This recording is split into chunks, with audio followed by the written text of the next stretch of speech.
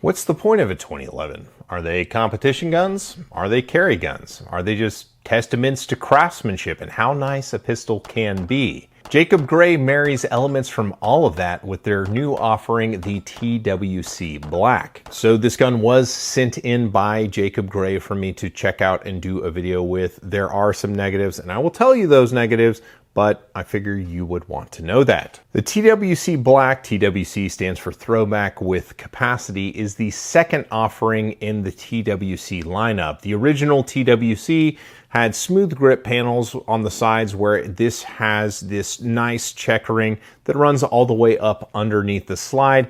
Everything has been nitrided black. There are new optics plates. There is a revised square trigger guard, and as you probably guessed it, everything on the pistol is now black. The grip texture on the new grip is absolutely perfect in the Goldilocks zone for carry. When you put a good squeeze on it, your flesh gets sucked into the space between the diamonds and it locks in on your grip, but you don't tear up your stomach when you're actually carrying the thing. It is actually a pretty great texture. The back strap is very aggressive and spiky, and that actually continues up onto the grip safety, which is a nice touch that I honestly hadn't seen before, but it makes a lot of sense and I think it's awesome. The Grey Black is in a lot of ways a traditional 2011 style pistol. It's got an internal extractor. It is a 4 1/4 or commander slide length. It takes proper 2011 magazines, but it does come with an aluminum frame, an aluminum grip module, a toolless guide rod, and a bull barrel and ambi safeties. So in some ways it is a more modern take on a classic. It's almost like they're playing to the name of the pistol. And additionally, it has this kind of shark's mouth sort of opening at the front of the gun that is very visually striking. Some people love it, some people hate it. Just reading on the internet, it is clearly polarizing.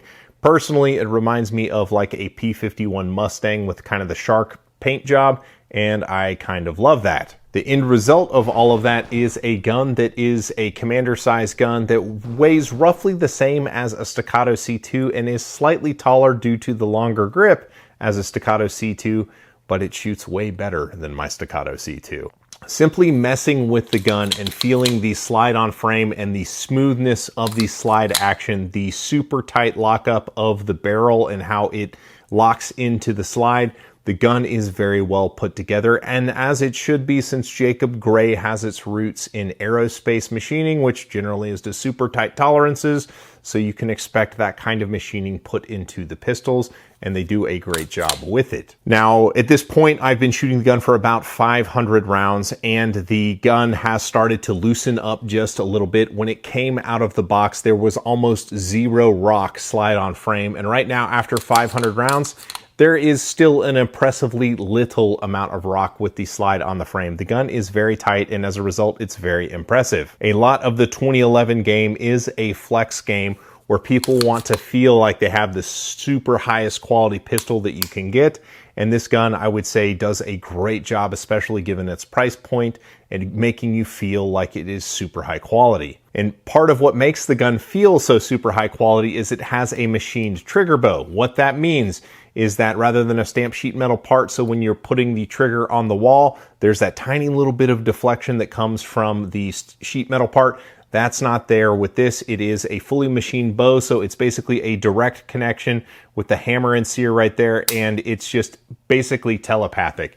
It is a high-end feature that shows up on much more expensive guns than the TWC, but it comes here. Basically, if somebody swaps out their trigger on 2011 for like a red dirt trigger, that's why they want that fully machined bow, and that comes out of the box on this gun. Opening the TWC Black comes with a nice pistol bag, which is basically standard fare for 2011 pistols, especially given this price point.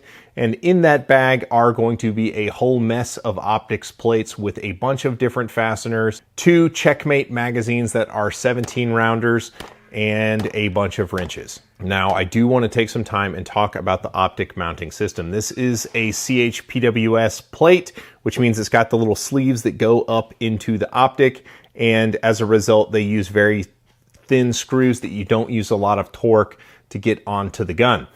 There is also a fastener matrix in the gun. Read that very carefully, understand which fasteners go into the slide and which ones go through the optic into the plate.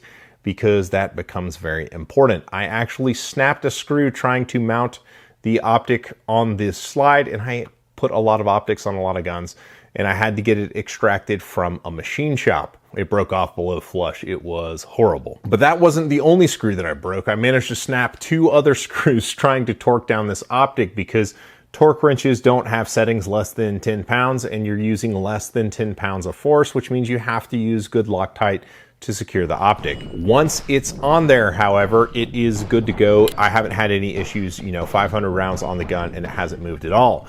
That said, it does have a night sight for a front sight, and the plates do come with a rear sight that does provide an excellent co-witness through. It's roughly just under a lower third co-witness. The backup sights are brilliant for the gun. They're also not super wide, so they still preserve a lot of your optic window. Shooting the gun is rewarding. Having that Goldilocks texture on the grip and very well machined safeties, the gun doesn't beat up your hand in the web of your hand at all, with a super predictable trigger, and the texture on the face of the trigger gives you excellent command of the trigger. So it's just a very nice shooting experience. While it is an aluminum frame gun, and generally I don't like aluminum frame guns, I actually don't mind how this gun shoots. Shooting it side by side with my Staccato P and my Staccato C2, the gun doesn't jump as much as the C2. It does jump a little bit more than the P, but not a ton.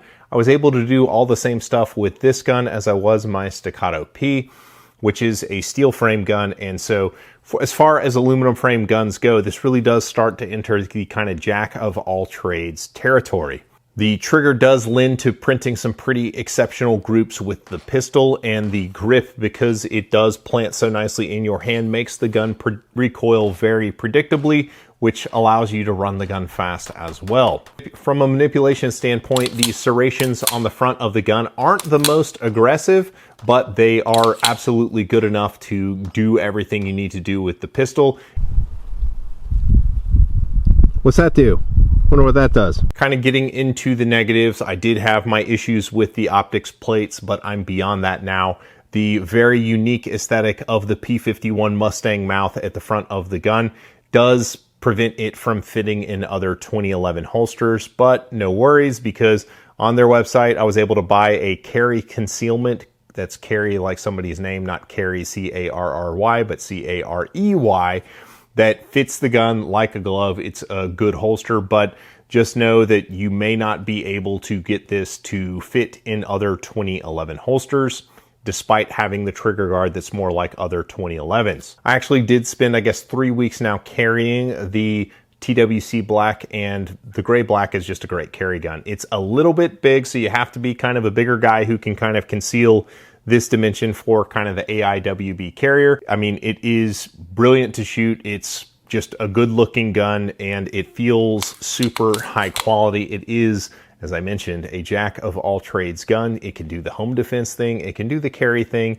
You can shoot it recreationally because it's so pleasant shooting. It's just a really nice aluminum 2011 style pistol. It's basically like a resto mod muscle car. Like, it does all of the modern stuff, but it kind of has that kind of old school vibe and thunder. It's a cool gun. That said, you do pay for the gun because the price tag on this starts with a 3, and it is a very expensive gun. So it's something you'd have to put your pennies together for to save up for, because it's not going to be one of the low price offerings in the 2011 space. And that kind of makes sense since they're made in Prosperity, South Carolina. They're really cool guns, but they are pretty expensive. If you want to check out another 2011 and scratch that 2011 itch that I'm sure that you have, you can watch this video on the Kimber 2K11 as well.